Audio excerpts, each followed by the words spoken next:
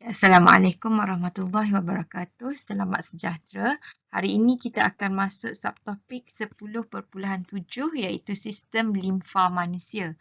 10.7 ini kita bahagikan kepada dua bahagian. So hari ini kita akan masuk bahagian yang pertama sahaja.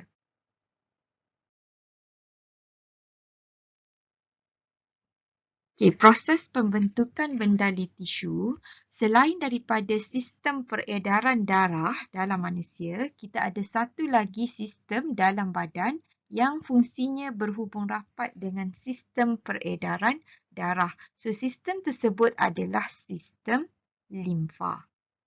Okay. So, grajah ini menunjukkan pertukaran bahan antara kapilari darah dan juga sel badan.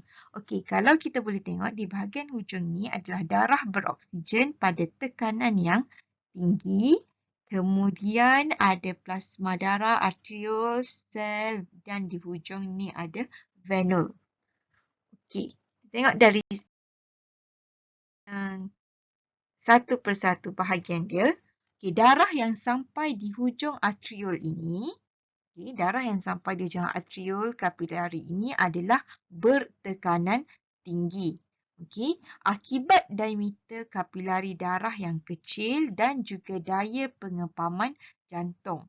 Okay, jadi ini menyebabkan tekanan yang tinggi ini akan membolehkan plasma darah meresap secara berterusan dari kapilari darah, ini ke dalam ruang antara sel. Yang ini adalah sel. Okay. Yang warna pink ini adalah sel. Jadi tekanan yang kuat dan tekanan yang tinggi ini membolehkan plasma darah tadi dia akan meresap dari kapilari darah ke sini, ke ruang-ruang antara sel ini.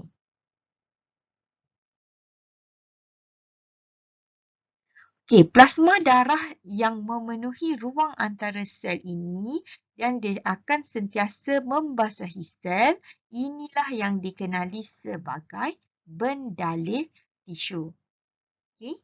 Ni yang ruang-ruang antara sini ni, ini adalah bendalir tisu. Bendalir tisu ia tidak mengandungi eritrosit, tidak mengandungi platelet dan juga dia tak ada protein plasma kerana bersaiz terlalu besar untuk meresap keluar dari kapilari darah tadi. Okey, tadi daripada sini, bertekanan tinggi tadi kan, so dia akan keluar, tapi yang keluar itu kita panggil sebagai bendalir tisu. So dalam bendalir tisu dia tak ada benda ni. Dia tak ada ni, ada platelet dan juga tak ada protein plasma. Kenapa tak ada? Sebab saiznya terlalu besar. Jadi dia tak boleh nak meresap keluar daripada kapilari darah. Okay, bendalir tisu ini membolehkan pertukaran bahan dalam darah dan sel berlaku. Nutrien dan oksigen meresap dari bendalir tisu, dari kawasan ini, dari bendalir tisu ke dalam sel-sel badan. Okay. Pada masa yang sama, bahan buangan dan karbon dioksida akan meresap dari sel badan ke dalam kapilari darah melalui bendalir tisu juga.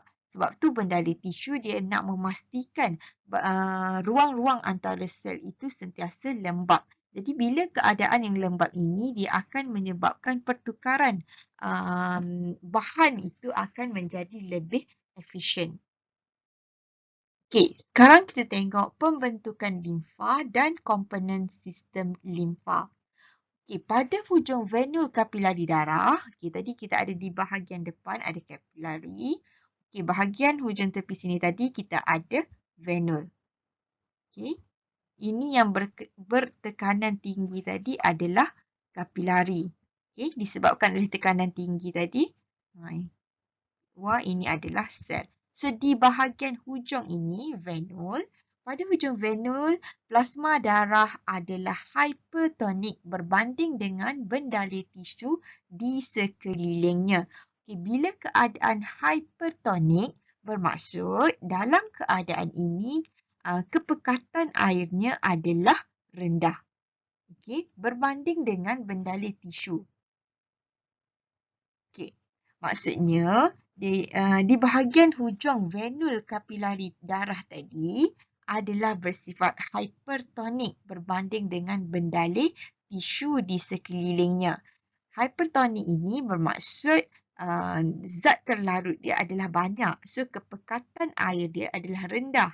Dalam bendalir tisu pula, kepekatan air dia adalah tinggi. Jadi, kandungan yang dari dalam bendalir tisu akan meresap keluar ke dalam plasma darah disebabkan oleh keadaan hypertonik ini. Okay, kalau kamu masih ingat, kita dah belajar di bab yang ketiga sebelum ini.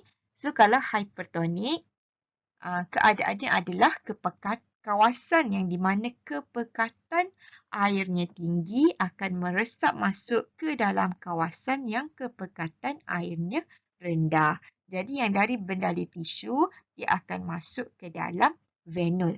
Bahan-bahannya tadi, apa yang ada dalam bendalir tisu, dia akan meresap masuk ke dalam venul disebabkan oleh keadaan plasma darah di venul itu bersifat hypertonik. Okey.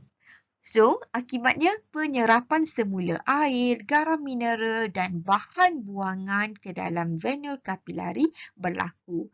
Maksudnya tadi dia keluar disebabkan oleh tekanan tinggi. Tapi sekarang disebabkan oleh keadaan hypertonik ini, apa yang keluar tadi akan masuk semula ke dalam venul. So, itulah yang dikatakan penyerapan semula. Penyerapan semula air, garam mineral dan juga bahan buangan. Okey.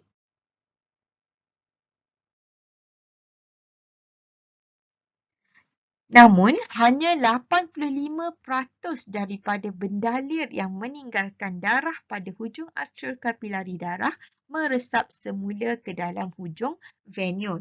Maksudnya penyerapan semula tadi tidaklah semua.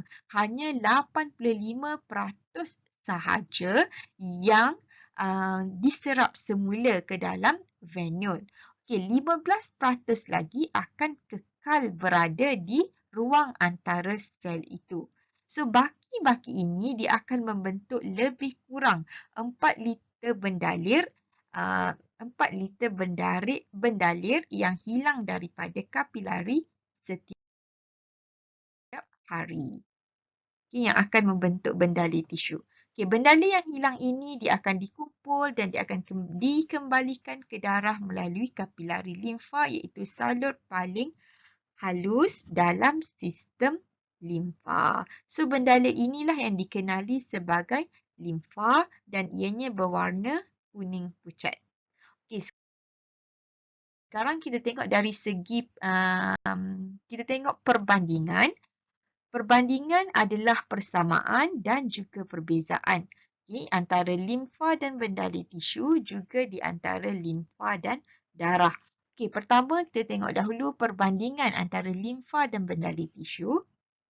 Dari segi persamaan, kedua-duanya mengandungi plasma tanpa protein plasma, eritrosit dan platelet.